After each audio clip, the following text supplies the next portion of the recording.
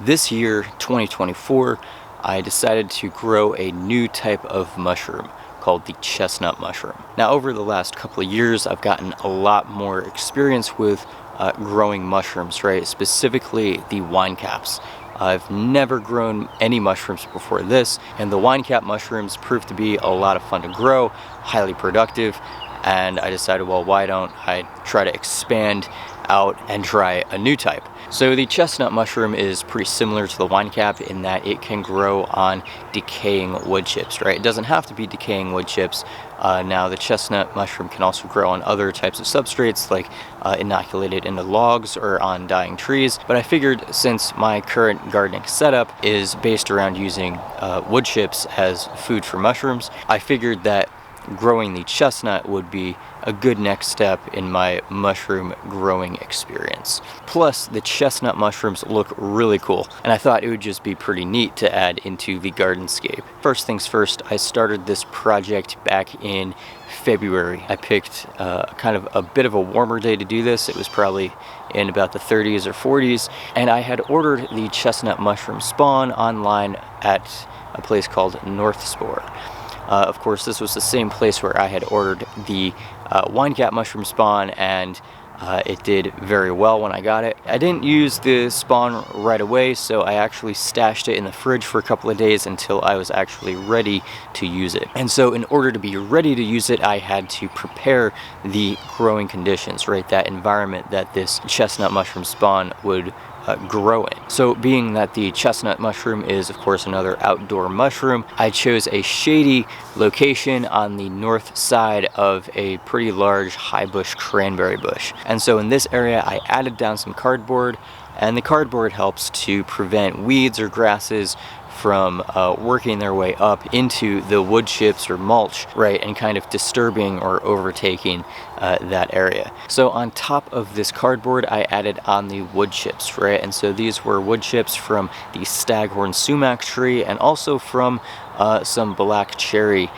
branches as well. And the link from where I got the chestnut mushrooms on North Spore is in the description. And also how I chipped these branches and wood is that I used an electric Earthwise wood chipper. The link to that is in the description as well. And so the initial layer of wood chips from the sumac and the black cherry were about 3 to 5 inches up from the cardboard. And then I added the chestnut mushroom spawn.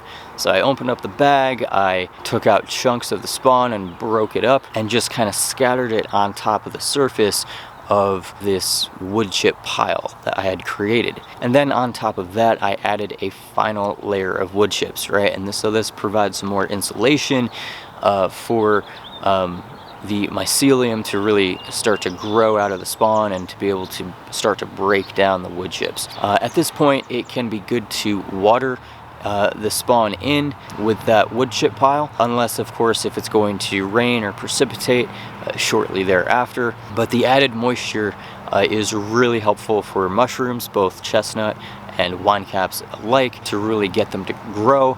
And you'll also notice a lot of times when they fruit is right after a heavy rain. And so mushrooms love moisture, they love dampness, they love high humidity, generally speaking. So a lot of these mushroom spawns initially, when they're produced commercially, they can have some grain or similar protein sources in the spawn, and this can be highly attractive to rodents like mice or voles.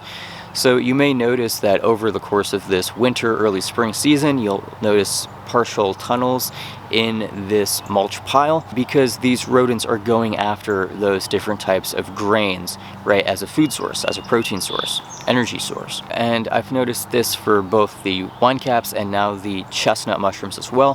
However, even though they do seem to do quite a bit of what seems like visible damage to the pile, I still find that the mushrooms generally just grow completely fine and they can still produce a really good yield. So I haven't really found it to be any kind of problem for me whatsoever. But I just want to put that out there so that we can be aware that, you know, this will happen, but it's not necessarily going to be detrimental to the mushroom production outdoors, right? And now that it is mid-May, these chestnut mushrooms are beginning to pop out. So that's really cool. They kind of grow a little bit more in bunches, and the mushrooms aren't quite as large as the wine caps. Underneath this high bush cranberry, we do have some mulch here, wood chips that I had made. This is all the staghorn sumac wood chips, and I am working on growing a new type of mushroom. This is called the chestnut mushroom, and we can see that they are actually starting to come up now. So this is really cool.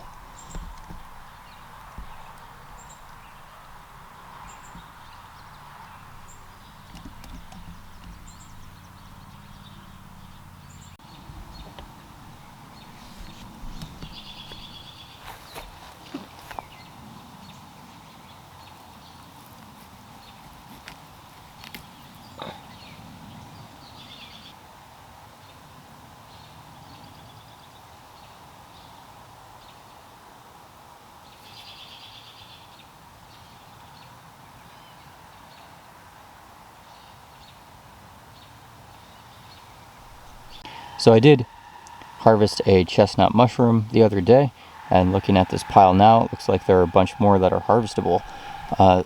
It seems like the chestnut mushroom grows a little bit slower than the wine cap. For the mushroom fruit to develop and size up, it seems to take almost a week or so.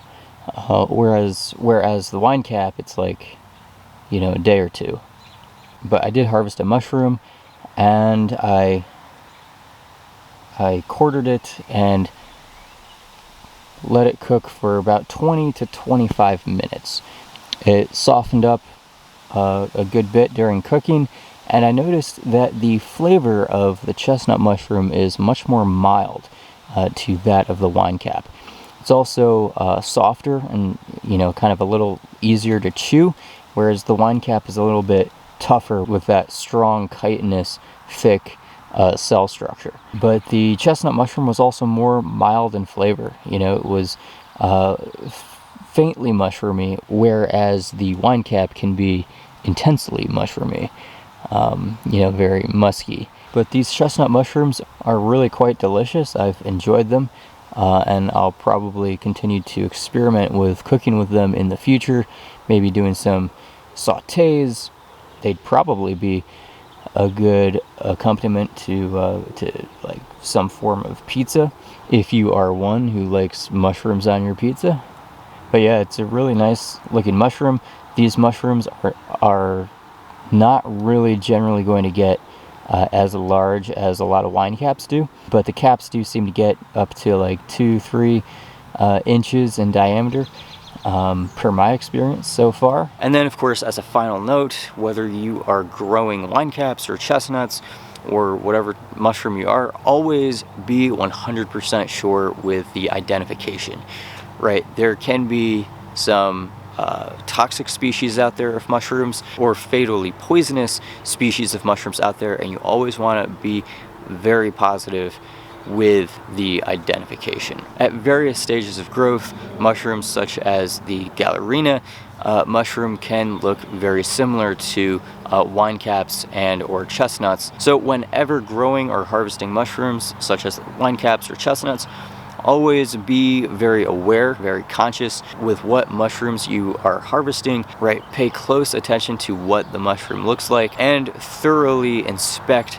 the harvest when you bring it in to cook with it or whatever. So with that, thank you so much for checking out this video.